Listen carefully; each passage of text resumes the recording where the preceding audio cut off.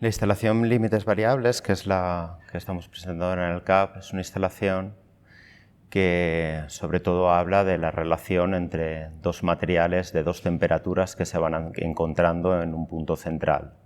Entonces, a partir de contemplar el espacio como una gran caja, en la que a partir de un lado, de un extremo, se abren con una serie de puertas, de fragmentos, como si se hubiera deshilachado una pared, y empiezan a emanar una temperatura que en este caso está reflejado por el latón como la temperatura más elevada y en contraposición al frío del aluminio.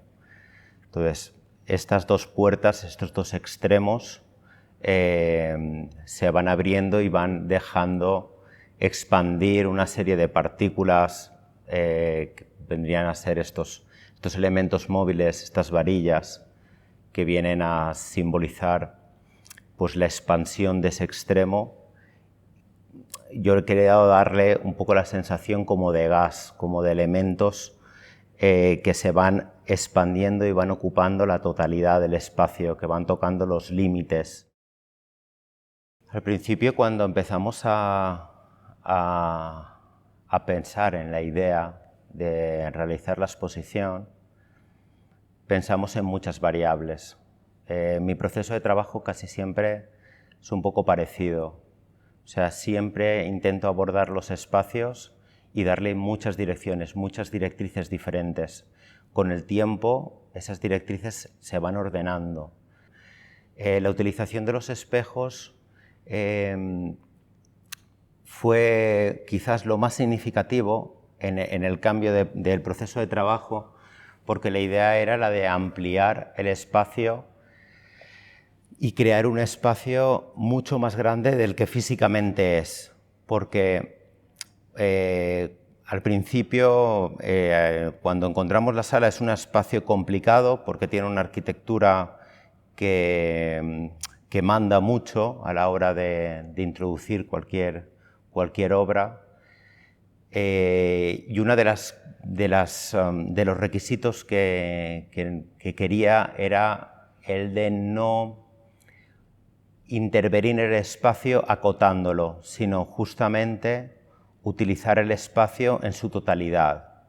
Creo que es muy importante, al menos yo así lo pienso en las instalaciones, en el que contemples el espacio e intentes ajustar tu obra al espacio y no al revés, ¿no? Porque creo que las características propias del espacio son las que son, y al final creo que tu trabajo es el que se tiene que adaptar a él.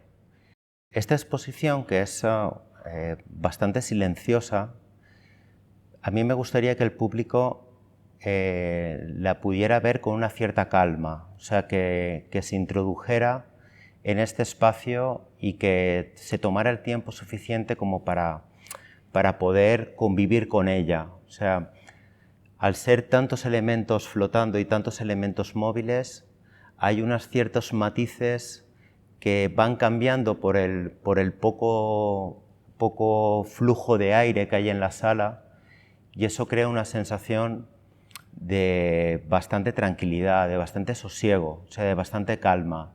O sea, me gustaría que el espectador entrara y viera un espacio en el que pudiera encontrarse con una cierta paz, ¿no? Una línea de mi trabajo está más cercana a la abstracción geométrica, pero con un punto quizás más lírico.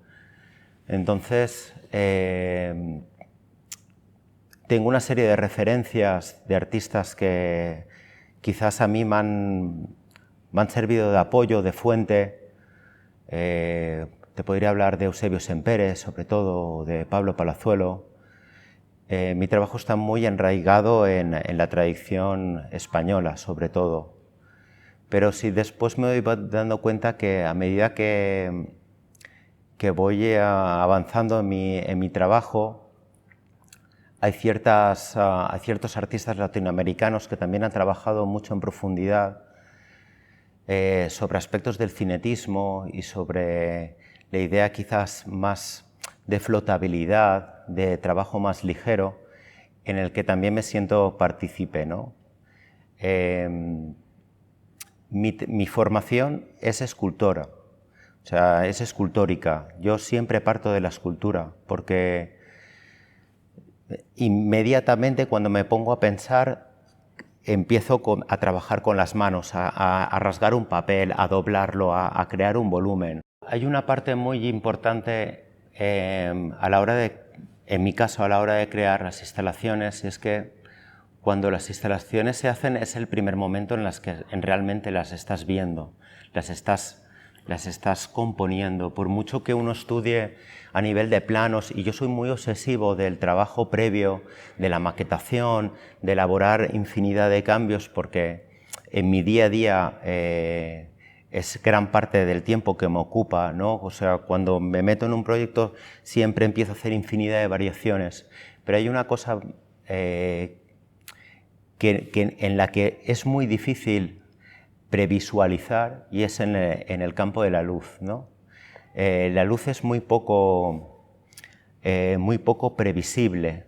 Cuando ocupa un espacio, por mucho que uno lo tenga preparado, lo haya leído y lo haya entendido, hay un factor de la luz que inunda la instalación y que la dota de unos matices que nunca antes uno ha podido previsualizar, ¿no?